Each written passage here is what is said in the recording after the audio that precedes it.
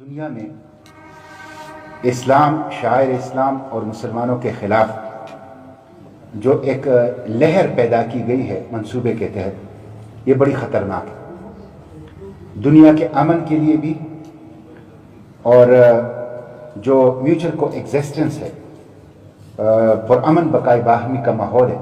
اس کو خراب کرنے کے حوالے سے بھی۔ آپ دیکھ لیں کہ سوئٹزرلینڈ میں صرف 30 خواتین برقع پہنتی ہیں، اور ان 30 خواتین کا برقع سوئٹزرلینڈ سے برداشت نہیں ہوا، اور انہوں نے ریفرینڈم کروائے اور بہت تھوڑے مارجن کے ساتھ 51% کے ساتھ انہوں نے برقع بین کر دیا۔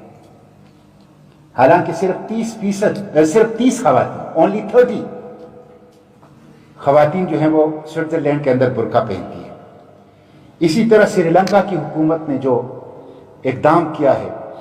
کہ انہوں نے برقع کو بین کر لیا، اور 1000 مدارس یا اسلامی اسکول ان کے اوپر پابندی لگانے کا اعلان کر دیا ہے۔ اسی طرح فرانس میں جس طرح ریاستی سرپرستی کے اندر اقدامات ہوتے ہیں ناموس رسالت کے حوالے سے، ناروے کے اندر جس طرح توہین قرآن کے حوالے سے دن دہاڑے ڈے لائٹ میں اقدامات ہوتے ہیں، اور انڈیا میں جس طرح رولنگ بی جے پی نے اپنی ایک پولیٹیکل اسٹریٹجی کے کارنر سٹون کے طور پر اسلام اور مسلمانوں کے خلاف نفرت کو اپنی پالیسی اور اقدامات کا حصہ بنائے ہیں، یہ سب خطرناک ہے۔ ہم اس کی مذمت کرتے ہیں، اور عالم اسلام کے حکمرانوں پر بالخصوص یہ زور دیتے ہیں کہ وہ گلوبلی جو اسلاموفوبیا کا ایک ماحول بنایا جا رہا ہے، جس میں اسلام اور شاعر اسلام نشانے پر ہیں، اور مسلمانوں کو اپنی اقدار اور اپنی دینی تعلیمات کے مطابق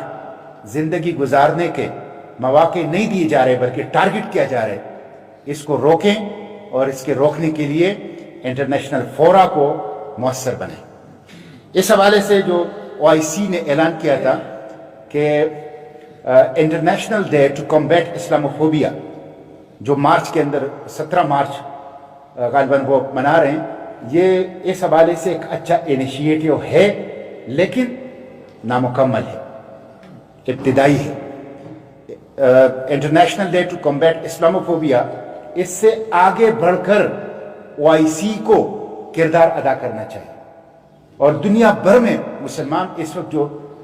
تشویش میں مبتلا ہیں، اور اسلام اور شاعر اسلام کو جس طرح ٹارگٹ کر کے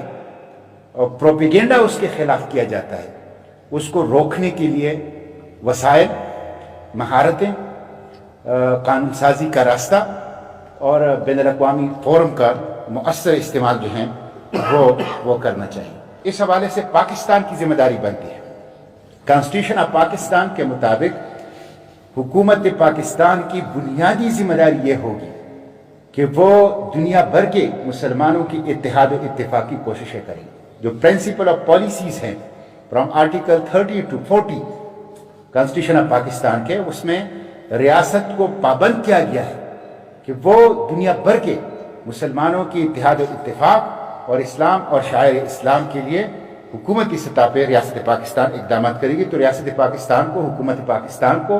انیشیٹو لینا چاہیے، اور اس حوالے سے OIC کو بھی فعال کرنا چاہیے،